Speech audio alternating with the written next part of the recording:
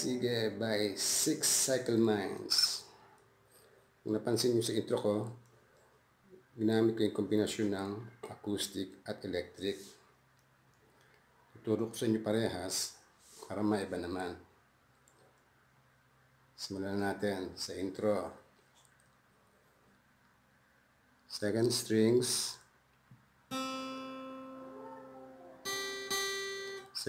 first fret, first strings, third fret. Tapos balik sa second strings, first fret, tas open. Dalawa sa first strings.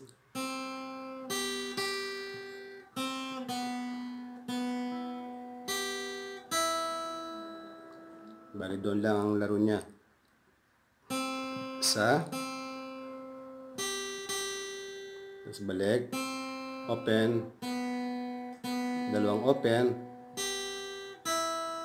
isa sa third fret ng first strings, tapos open, tapos dito na balik sa first fret ng first strings, dalawa, tapos isang open,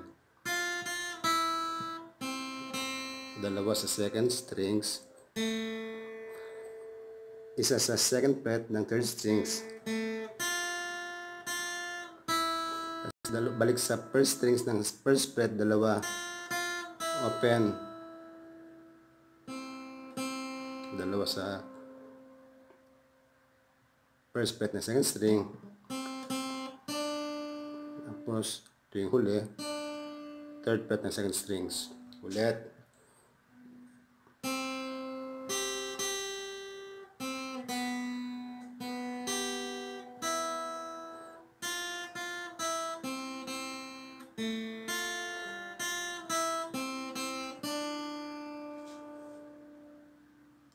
slowly,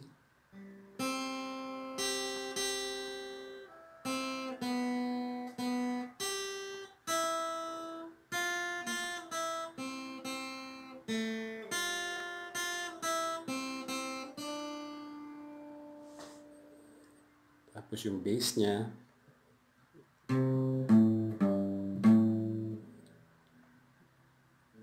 six strings siya, 5 strings ang gagamitin mo. Sa fifth strings muna, third fret. Tapos 6 strings, 5, 3, 5. Tapos fifth strings pa rin.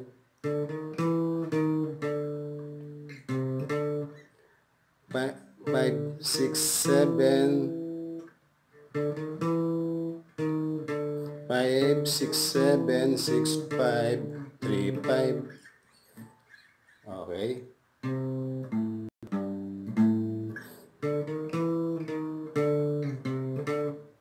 Yung per set. Ulit, slowly. 3, 5, 3, 5. 5, 6, 7, 6, 5, 3, 5. Second set. Ganun ulit.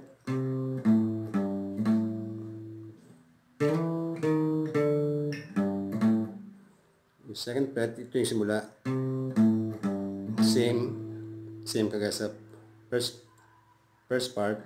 Tapos, yung slide ko siya ng 5 hanggang 7.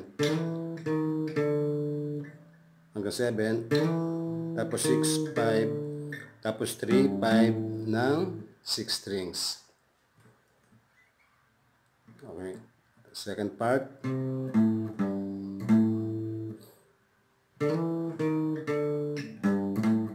Pagsamahin natin yung dalawang part ngayon. First part.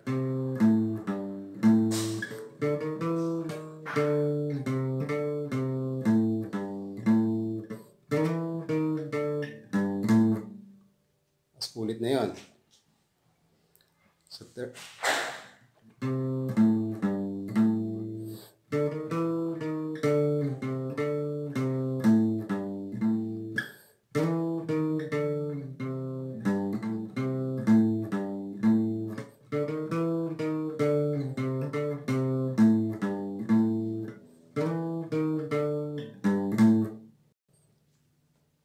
Okay, ang chords niya, ang verse chords niya ay C,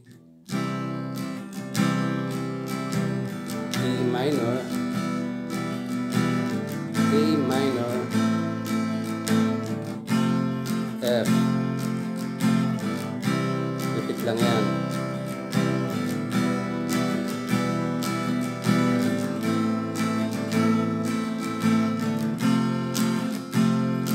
Refrain, E minor, A minor,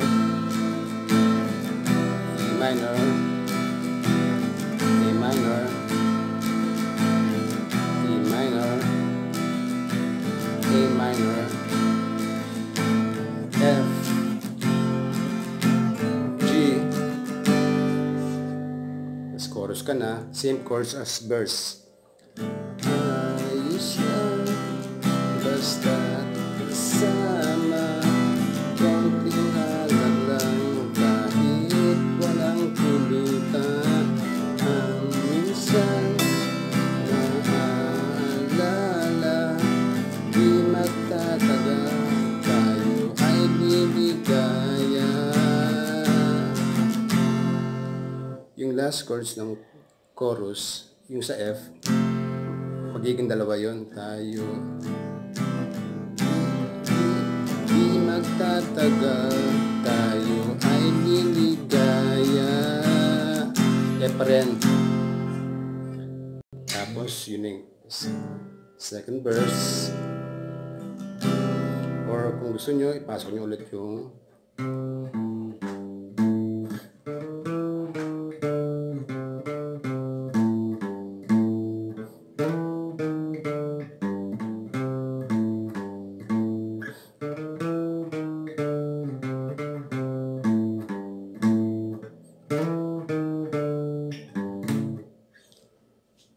sige, hanggang dito na lang. Tingin ko ay naituro ko sa inyo ang dapat yung malaman. So, enjoy. Pakiclick na lang yung button dyan. Kung bago kayo, pakiclick na lang yung button ng subscribe and like para updated kayo sa mga gagawin kong video. Salamat sa panonood.